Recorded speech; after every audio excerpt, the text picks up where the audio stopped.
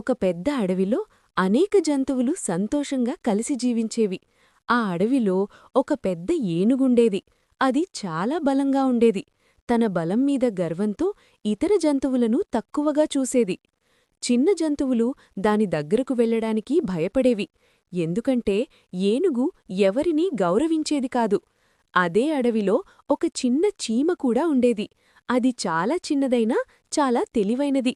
తన పనిని తాను నిశ్శబ్దంగా చేసుకుంటూ ఉండేది. ఒకరోజు ఏనుగు నడుస్తూ వెళ్తుండగా దారిలో ఉన్న చీమల గూడు కనిపించింది.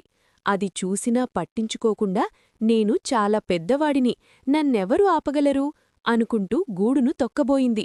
అప్పుడు చిన్న చీమ భయపడలేదు. తన స్నేహితులను కాపాడాలనే ధైర్యంతో ఏనుగు చెవిలో చిన్నగా కుట్టింది. ఏనుగు ఒక్కసారిగా నొప్పితో గట్టిగా అరిచింది.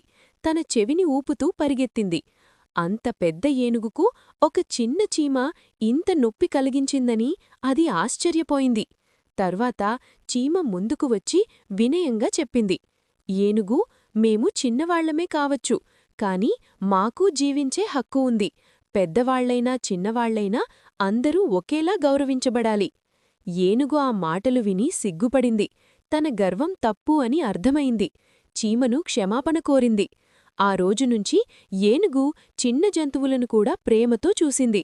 అడవిలోని జంతువులన్నీ సంతోషంగా జీవించాయి. చిన్న చీమ తన తెలివితో పెద్ద పాఠం నేర్పింది.